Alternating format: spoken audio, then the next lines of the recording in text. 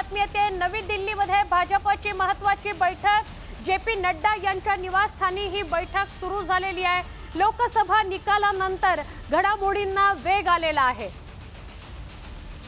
वेगवान घडामोडी घडतायत दोन्ही गोटांमध्ये। इंडिया आघाडीमध्ये असो किंवा एनडीए मध्ये असो, भाजपने आता फोन करायला सुरुवात केलेली आहे। वेगवेगळ्या चाचपण्या केल्या जात आहेत फोन करून, आणि आता जे.पी. नड्डा यांच्या निवासस्थानी भाजपची बैठक सुरू झालेली आहे।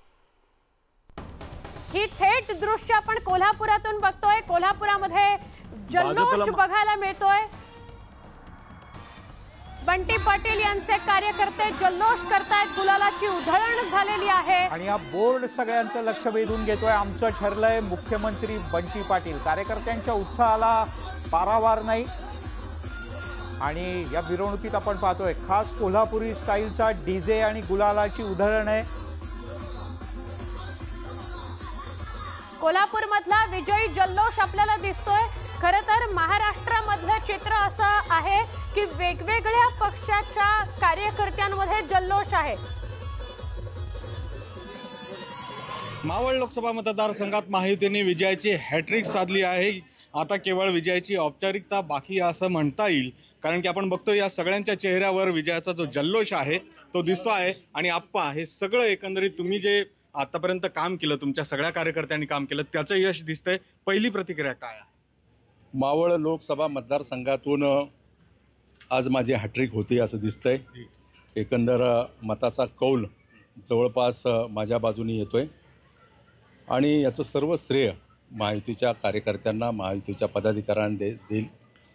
राज्याचे मुख्यमंत्री सन्माननीय एकनाथजी शिंदेसाहेब यांनी माझ्यावरती विश्वास टाकला, महायुतीच्या घटक पक्षाच्या नेत्यांनी माझ्यावर विश्वास टाकला आणि तिसऱ्यांदा देशाच्या सर्वोच्च असलेल्या लोकसभेमध्ये काम करण्याची मला संधी मिळाली। मी खरं तर स्वतःला भाग्यवान समजेल की या मावळ लोकसभा मतदारसंघातून जो पुणे जिल्हा आणि रायगड जिल्ह्याला जोडणारा हा लोकसभा मतदारसंघ आहे आणि या मतदारसंघातून तिसऱ्यांदा काम करण्याची मला संधी मिळाली। प्रचंड मेहनत आणि कष्ट माझ्या परिवाराने, माझ्या आप्तेष्टांनी, माझ्या मित्रमंडळींनी, माझ्या कार्यकर्त्यांनी आणि महायुतीच्या घटक पक्षाच्या सर्व पदाधिकाऱ्यांनी घेतलं। त्या कष्टाचं हे फळ आहे। अर्थातच प्रचंड मोठी ताकद महाविकास आघाडीने उतरवली होती तुमच्या विरोधात। उद्धव ठाकरे स्वतः आले होते। आता जे काही विजय तुम्हाला दिसतो आहे हे त्याला उत्तर आहे असं वाटतं? मी तुम्हाला सांगतो, हा विजय गेले 10 वर्ष मी केलेल्या कामाचा विजय, मी केलेल्या माझ्या जनसंपर्कातून लोकांना जी पाठबळ दिलं त्या पाठबळाचा हा विजय। आणि मला निश्चित वाटतं की मावळच्या जनतेने पुन्हा एकदा माझ्यावरती विश्वास टाकला, तो कामावरती विश्वास टाकला आणि या मतदारसंघामध्ये जनतेशी जी माझी नाळ जोडली होती कामाच्या रूपानं, त्या माध्यमातून तो माझा विजय। तिसऱ्यांदा विजय होत आहे, मोठी जबाबदारी आता वाढणार आहे, काय विश्वास द्याल? नाही, मी सांगतो, मी गेले अनेक वर्ष राजकारणामध्ये काम करतो आणि जबाबदारीनेच काम करतो आणि म्हणून तिसऱ्यांदा विजय होत असताना मुळामध्ये या मतदारसंघामध्ये जे प्रलंबित कामं आहेत त्या कामाला प्राधान्य देईल आणि मला खात्री आहे की येणाऱ्या कालावधीमध्ये नक्कीच पुढचे 5 वर्ष देशाच्या नेतृत्वाच्या माध्यमातून देशामध्ये पुन्हा एकदा नरेंद्र मोदी यांचं माध्यमातून सरकार येणारे, नरेंद्र मोदी पुन्हा एकदा पंतप्रधान होतील आणि या माध्यमातून पुन्हा एक चांगली काम करण्याची संधी मिळेल। अर्थात मिळालेला विजय जो आहे तो आपण अतिशय नम्रपणे स्वीकारत असल्याचं सांगत जे श्रीरंग बारणे आहेत त्यांनी आपल्या विजयासंदर्भातली प्रतिक्रिया दिलेली आहे। सुरेश गोविंद वाकडे, न्यूज 18 लोकमत, मावळ। महानिकाल आपण बघतोय आणि श्रीरंग बारणे यांची एक्सक्लुझिव्ह प्रतिक्रिया न्यूज 18 लोकमतवर आपण बघत होतात। विजय त्यांना मिळालेला आहे, औपचारिकता त्यांच्या नावाची बाकी असेल, पण आपण बघतोय विजय मिळाल्यानंतर त्यांनी प्रतिक्रिया दिलेली आहे की हा सर्वसामान्यांचा, हा कार्यकर्त्यांचा विजय आहे। आपण जाऊया थेट विश्वास पाठक, भाजपचे प्रवक्ते आपल्यासोबत जोडले गेलेत। पाठकजी, काय तुमची पहिली प्रतिक्रिया? एवढ्या कमी जागा महाराष्ट्रात मिळतील असं तुम्हाला स्वप्नात तरी वाटलं होतं का?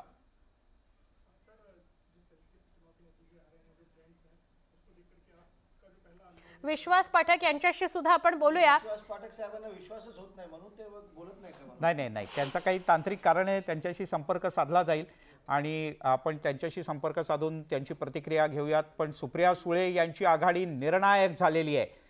14व्या फेरीअखेर सुप्रिया सुळे यांना 83,000ची आघाडी मिळाली आहे। आणि ही 83 हजारांची आघाडी 14व्या फेरीनंतरची निर्णायक विजयाकडे जाऊ शकते. सरकार बीजेपी की सरकार वहाँ पे बन सकती थी, लेकिन अब की बार उन्होंने नारा तो 370 का दिया था भाजपा का, लेकिन वो 303 भी नहीं पहुंच सके, 272 भी नहीं पहुंच सके और 240 तक सिमट गए हैं. अभी अंतिम आंकड़े आने हैं, लेकिन मैं समझता हूं कि ये स्वयं प्रधानमंत्री नरेंद्र मोदी का नैतिक पराजय है. सर, बीजेपी को पार्टी के तौर पर बहुमत नहीं मिला, लेकिन एनडीए गठबंधन को बहुमत मिल गया है और अब वो 300 के करीब उनका आंकड़ा रहेगा ऐसा लग रहा है. तो एनडीए की सरकार तो आसानी से बनती दिख रही है, उसमें आपको चेंज होता दिख रहा है आंकड़ों में. वैसे भी राष्ट्रपति सबसे बड़ी पार्टी के रूप से भारतीय जनता पार्टी को न्योता देंगे और आज जो प्री पोल अलायंस को अगर देखें तो उनके 272 से ज़्यादा एनडीए के सदस्य है ऐसा दिख रहा है.